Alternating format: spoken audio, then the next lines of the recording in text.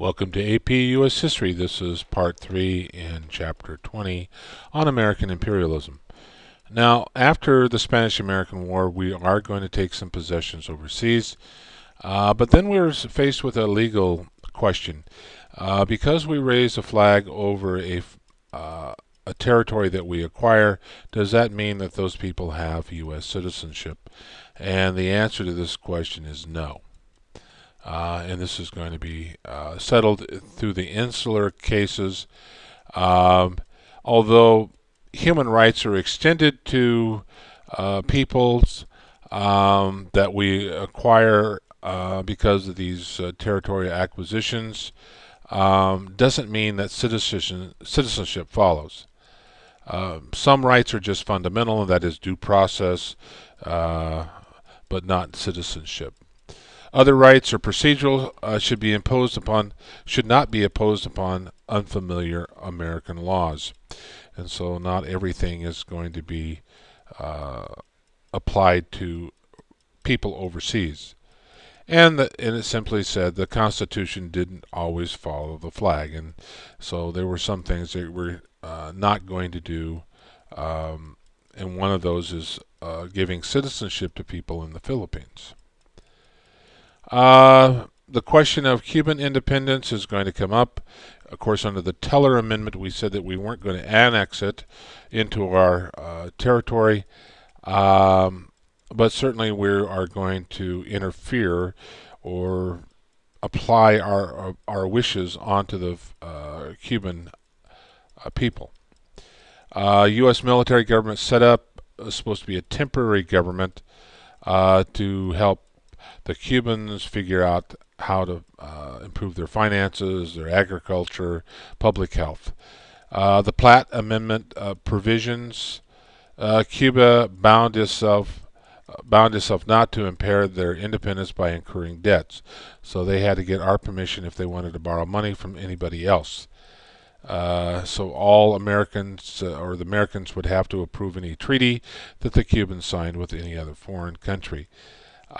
So the Cubans are not sovereign. They do not have control over their foreign policy, and particularly their interest, domestic interest. If there's any kind of uprising and it threatens American industry or citizens, we can send troops there. One of the reasons that we have Guantanamo Bay in Cuba is that we secured a lease for that naval base after the Spanish-American War. Cuban independence, the Teller Amendment, of course, talking about we had no intentions of annexing, but really the Platt Amendment placed Cuba under our thumb because they couldn't operate independent without getting permission on some things from the U.S. government. And so we now have Guantanamo Bay, and some of your folks have served there. Insurrection in the Philippines in 1899. They had been promised that if they helped get rid of Spain, that they would receive their independence. And that wasn't the case. And so they conduct a guerrilla warfare against the Americans. They know the jungles. They're going to fight the Americans. The Americans are going to kill a lot of Filipinos. A lot of the anti-imperialist protests and say, well, see, we told you this was going to be a problem. Insurrection finally broken in 1801. It isn't going to be until 1946 that the Filipinos achieve their independence. Imelda Maldonado was a hero to the Filipino people because he's going to fight the Americans for Filipino independence.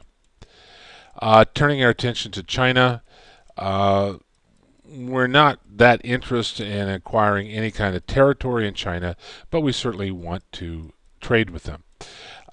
We don't really like Chinese coming to America, and this was evident in the Chinese Exclusionary Act in 1887 that said, listen, we like you building railroads and you helped us out for a while, but you're just too different and we don't really want any more of you coming over here.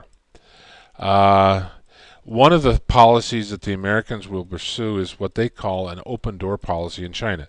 We want to trade with them. But other countries have carved up China into economic zones, um, and we want a piece of the pie. They were afraid that these European powers would eventually squeeze us out, and we wouldn't be able to do any business with China.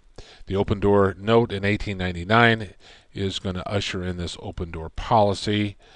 Uh, Secretary of State John Hay said that all great powers should respect Chinese rights and ideals in fair trade and institute an open door policy. So we're not really in the business of coming in and occupying as some of the other countries were. The policy did not gain support internationally, but eventually this policy will be adopted in China for some years. This shows some of the areas where other European and Asian powers control parts of China. You can see Japan, Germany, Britain, France, and Russia. And so we don't really want to occupy, we just want to trade and have equal access to Chinese markets.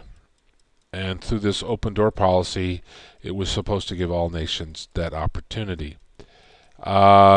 It also guaranteed that China would not be taken over by any one foreign power, that they would have its sovereignty. The open door policy, several cartoons drawn about it. It just shows some of the Europeans and the Chinese. This made the Chinese more disposed towards the United States because they view them not as trying to occupy their country. They just want to have trade agreements. The Boxer Rebellion breaks out in 1900, encouraged by the Empress to throw out the Europeans. Initially, about 200 missionaries and other whites were killed because of this uprising against foreigners. There was a siege at Peking, and eventually this is going to be put down by a multinational force. After the victories of the different European powers, China is forced to pay about $1/3 billion. The U.S. figured it was too high and said that they weren't going to receive any reparations from China, and this makes China a little bit more friendly towards the Americans.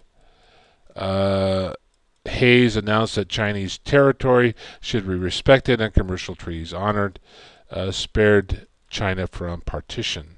So the other countries were willing to carve them up after this rebellion, but America sort of is a mediator. This shows the Boxer Rebellion. 55 days in Peking, which is Beijing now, has how long the Europeans held out against the Boxers.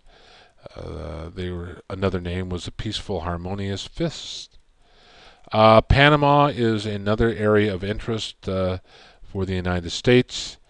We're eventually going to make a treaty with the Panamanian government to construct a canal across the isthmus. The Panama Canal had been another canal had been attempted by the French, but it failed. The Spanish-American War showed that a canal was needed because warships would have to go all the way around South America to get to the Atlantic or the Pacific. The Clayton-Bulwer Treaty prohibited any country from securing an exclusive control over the Isthmus Canal. The Hayes-Pinchfort Treaty, 1901, Britain agreed to give U.S. right to build the canal. Now, the Colombian government rejected the treaty with the U.S., so we orchestrated a revolt in Panama, and they kicked the Colombians out, and we sent our gunboats down there to protect this new independent country. This is called gunboat diplomacy. That is, forcing to have people do things against their will, simply because we have the might to stop them. So we're going to aid the Panamanians in fighting the Colombians, and then we'll sign a treaty giving us the right to build this canal. Later in 1911, Roosevelt is going to brag that he took the canal. The Americans sort of looked on as a little bit as hypocrites. Latin America sees the America as a colossal of the north. The giant of the north is ready to swallow them up. Eventually, Colombia is paid for her losses, because we always like to pay people off. The Roosevelt Corollary is added on to the Monroe Doctrine, which just simply says that we will collect all foreign debts, we will control South America and Central America, we will be the policeman. The Venezuelan crisis, 1902. Germans sank a couple of Venezuelan gunboats trying to force them to pay back their money. Roosevelt intervened to prevent intervention, and this is where this Roosevelt Corollary comes from. And so any future financial concerns of Latin America would be settled by the Americans. They would collect the debts. And this shows the United States using its gunboat diplomacy, forcing Europeans out and protecting those poor little Latin American countries and peoples in South America from these big bad Europeans. It doesn't make us too popular with the Europeans, but it certainly promotes our interest. So we're growing for a larger family. And so we'll become the policemen of the Western Hemisphere. And some pronounce this as a bad neighbor policy towards Latin America. And a lot of Latin Americans resent America's interference. Policy eventually used to justify wholesale intervention. We will repeatedly go to protect American industry in various places in Central America and South America and the Caribbean. This is where Roosevelt comes up with this: speak softly but carry a big stick. We'll talk to you, but if you don't listen, we'll beat you to death with a stick. And this was related to this imperialism. And he's got the fleet, the White Fleet, and debt collection. They're the debt collectors, and they're the protectors. And you better listen to us, or we'll destroy you. As far as Japan is concerned, we do open up trade with Japan through Dewey in the mid-1850s. There were quite a few Japanese immigrants who came to California after the Russo-Japanese War, which is at the beginning of the 20th century. Then there was something called the San Francisco School Board Incident in 1906, and Californians decided that Japanese students should not be going to their schools. And in fact, we didn't really like Japanese in California. People in Japan got a little furious over being discriminated against, irresponsible talk of war, certainly the yellow press saying, well, the Japanese can't tell us what to do. Roosevelt feared that California might start a war, and so he went to the school board in San Francisco and said, hey, how about letting these Japanese folks come to school? They came up with what they called the Japanese Agreement. Japan agreed not to send any more laborers to U.S., and California agreed to let Japanese students come to schools. Dollar diplomacy under President Taft. This is in 1909 to 1913, which simply said we'll persuade people with dollars, and we'll invest in them. And if they don't listen to us, then we'll pull our investments out. And this is kind of an opposite to the big stick policy that Roosevelt had instituted. And we'll stop right there. And this is the end of American imperialism.